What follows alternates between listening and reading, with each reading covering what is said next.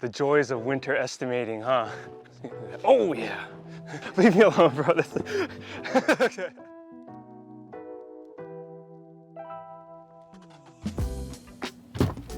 What's up, David? Just at our first bid, we just did our quick walkthrough. So I just got done writing their bid in their driveway, and I'm gonna go present it right now on the spot, see if they want to go with us.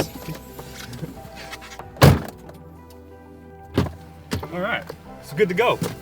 They accepted, they liked the bid, they liked us, and they got on the list for this winter, so that's a win. I also talked to them about their exterior, and they'd like an exterior estimate as well, so time to get on the boots. The struggle of, those winter estimating.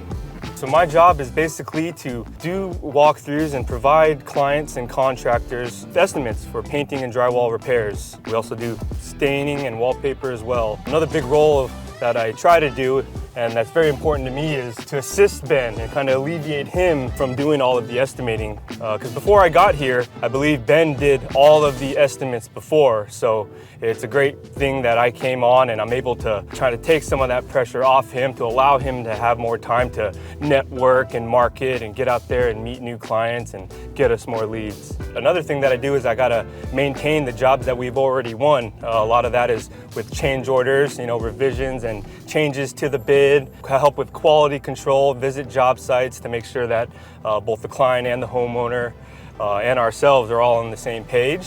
Calling customers, marketing, networking, following up on jobs, always trying to close leads, staying in contact with our current customers too. That's always very important as well. So we are at a exterior bid. The client has had some significant fire damage with smoke damage that's inside that's traveled to the outside. So the homeowner has asked us to come out to provide them with a full exterior estimate. Here in the wintertime, sometimes it's hard to see what's under all the snow. So that poses one of the issues when doing these exterior bids.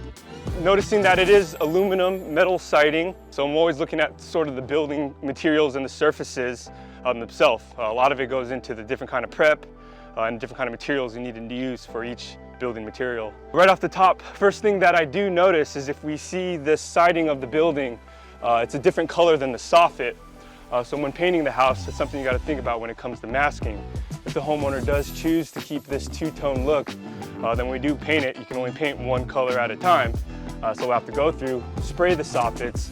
When it's dry, come through, back mask the entire perimeter of the soffit, so then we can come through and then paint the next color of the main body. Coming up to this section, we're starting to see kind of where the source of the damage was from. Looks like it was a garage fire, and as we look up, we can see kind of all the smoke and soot that's coming out. So it can be painted. Some things that I'm thinking of is if the material itself is salvageable, but we want to make sure that the materials themselves are salvageable and able to be painted. That way we don't charge the customer for services that they don't need.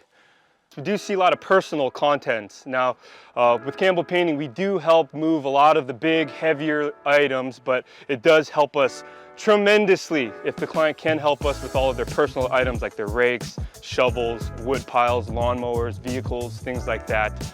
All of that stuff is less time for us to have to move and more time we can spend on the prep and painting of the house. So when we do come across issues like these are very big things that we talk about with the homeowner to make sure that we clarify who's moving what. Are we moving or are they? Am I going to charge to move it or are they going to move it before we get there? All right, so does anyone ever wonder why Campbell Painting is always so busy in the spring? How is it that we always have hundreds of jobs in May? Well, the reason is we do bids in the winter. It is winter time, so there's a lot of snow on the ground. When I do look around the house, I try to see what the terrain is like. There's no way for me to tell if there's a rock bed or a retaining wall, a flower bed, or precious plants. So those are things that I have to try to kind of dissect and dig a little bit, and I always ask the client about it as well too to see if there's any sort of obstacles that will be in our way while we're painting the house. How did I come to be here at Campbell Painting? So I started off as one of Campbell Painting's first employees. I was on his first and only crew with Ben even on my side, and I worked as his foreman for about 3 to 4 years. And one day I came home and gosh, I was just sick and tired of being dirty and sore every day. So I ended up actually quitting Campbell Painting and I went to school to get a degree in construction management. And then from there, out of college, I became a construction manager for some general contractors around town and doing some estimating and project managing for them.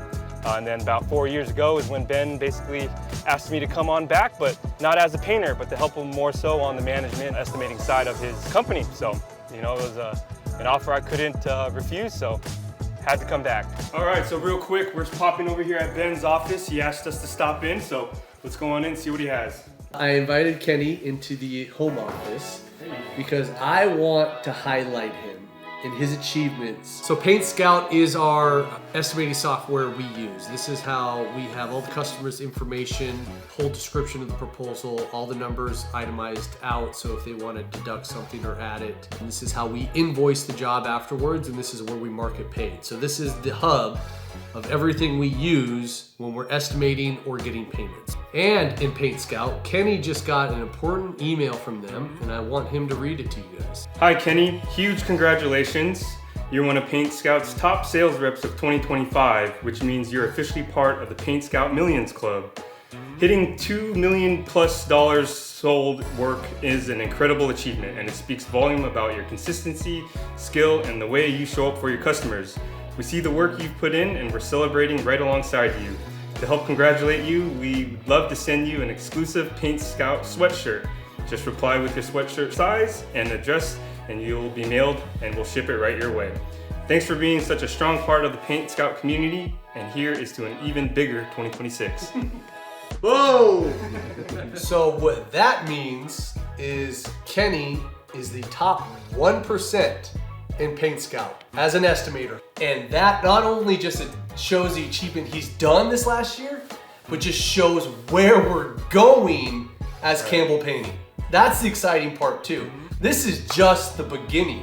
1% now, we're gonna be 0.1% next year. That's right, it can only get bigger. So that's just a credit to Kenny and how much I love you, man. Thanks, man.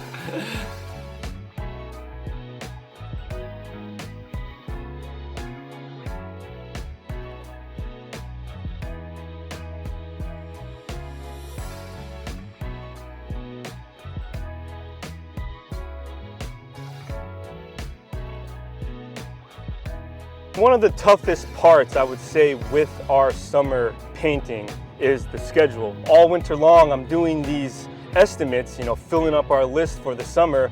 Well, by the time April or May hit, we have about 200 jobs on the list.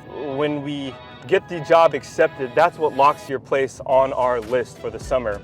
Then when the summertime starts, we basically will go down that list in the order they were accepted. In the start of the summer, it's usually homeowners who we didn't get to on the previous summer. So usually the first couple months are clients who have been waiting at least 2 years to get their house painted by us, where then all these winter estimates will fall in line after that. So we are very, very honest with our timeline.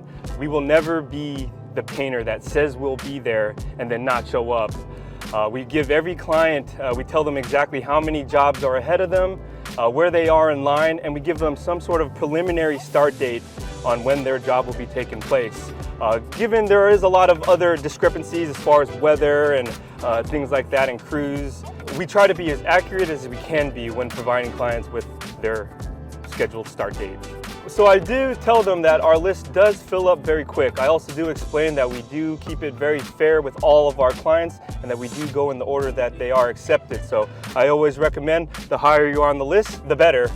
So it's always a good opportunity to at least get on our list, to lock in your spot in line. And then in the meantime, if you do choose to cancel or you don't need our services anymore, you can always get off the list and there's no charge. All right, so we're heading to our last bid of the day, climbing up Potter's Marsh. So this is a high-end residential. Bids should start here in about 5 minutes, so be sure to pull up in 4 minutes. I always try to show up exactly on the dot, on time. So even right now in this situation, I'm a little bit early, which is a little rare, but I'm actually just kind of cruising around, hanging out for a little bit. That way I can pull up to the homeowner's house 1 minute before the hour, and then that way I can knock on their door exactly on the dot.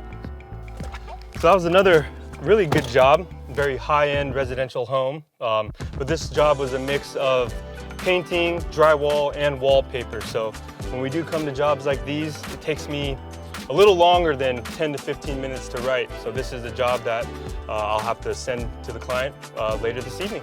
So that's a wrap for the day, a day in the life of Kenny. We did a total of about 5 bids. I won all 4 bids on the spot, and then I have another one that I'm gonna write up and submit later today. So all in all, it was a very good day. Did some bids, met with the team, won some bids, keeping our guys busy. And that'll be a wrap.